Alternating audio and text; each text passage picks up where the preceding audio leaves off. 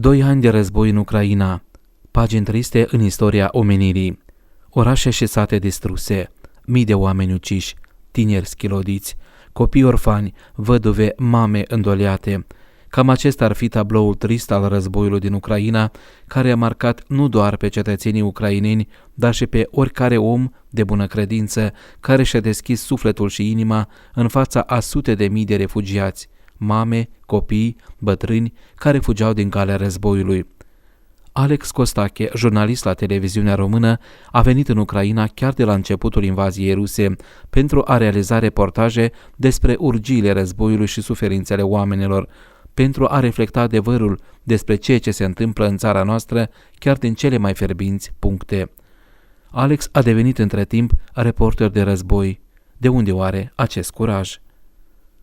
Da, am ajuns și corespondent de război, deși nu am mai relatat despre niciun război până acum, la războiul din Ucraina, însă fiind această proximitate atât fizică cât și afectivă, evident că am vrut să venim să relatăm despre războiul din Ucraina.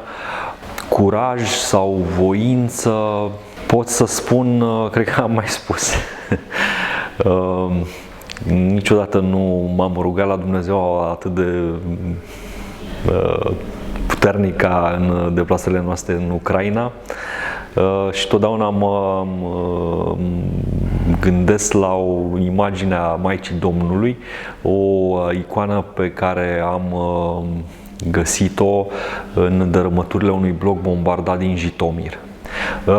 Ce pot să-ți mai spun e faptul că dacă a fost frică și a fost înainte să mergem la filmare în zonele mai periculoase. În momentul în care am luat decizia să mergem și chiar am plecat către filmare, a dispărut orice frică.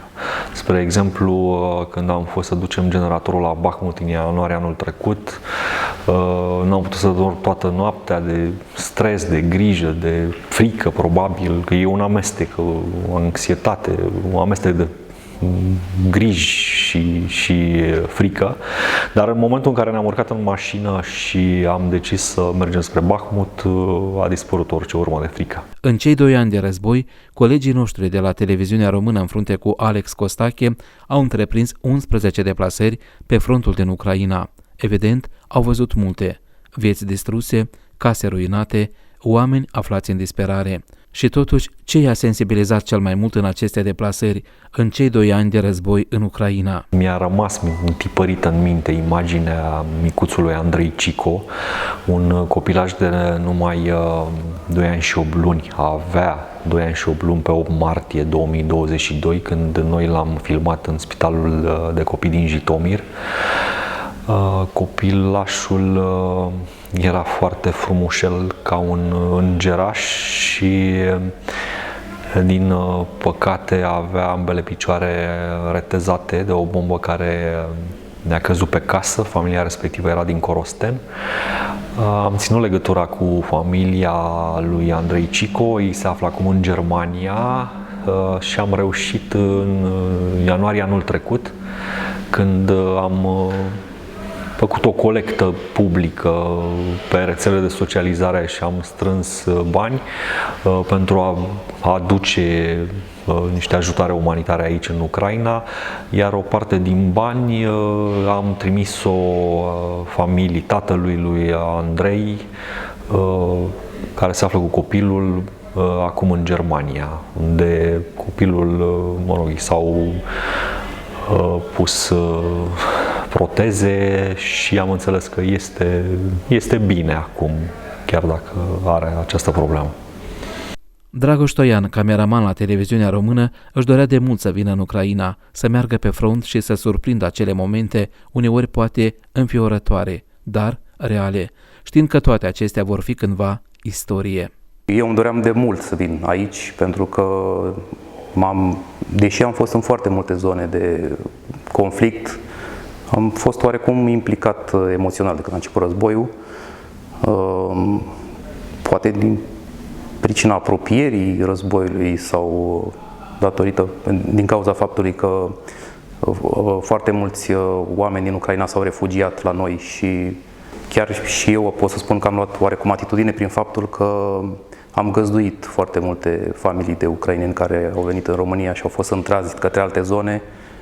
I-am primit acasă pentru câteva zile și apoi au plecat mai departe. Și din Herson erau foarte mulți, din zonele care au fost atacate la început și care au fugit, unii doar cu ce aveau pe ei. Și acum, acasă, mai am 2 tineri din Ucraina care stau la mine. Am mai fost în zone de conflict, am fost în Kosovo când și-a declarat independența, am fost în Georgia când a fost războiul ruso-georgian în 2008, dar acum este altceva. Este apropierea atât teritorială cât poate și o apropiere umană.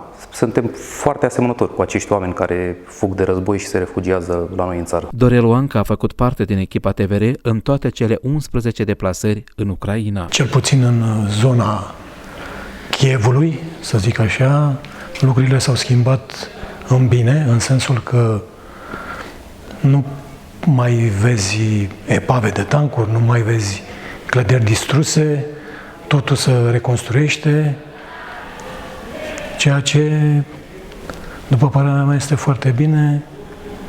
Viața trebuie să meargă înainte, economia trebuie să funcționeze, oamenii trebuie să-și vadă de muncă, de viața lor, de familia lor, iar cu războiul, el este acolo onest și sper să se termine. Interlocutorul nostru, Dorel Oanca, mai are o pasiune, arta de a fotografia. L-am întrebat, printre altele, cum s-a întâmplat că, din șofer al echipei TVR, a devenit fotograf și chiar realizator al unei expoziții impresionante de fotografii de pe frontul din Ucraina.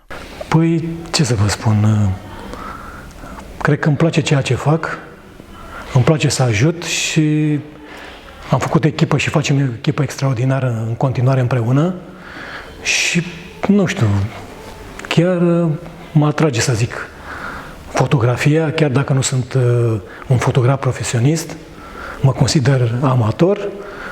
Cu ocazia asta am făcut și acea expoziție anul trecut în octombrie la Cernăuți și eu zic că totul va fi bine în continuare.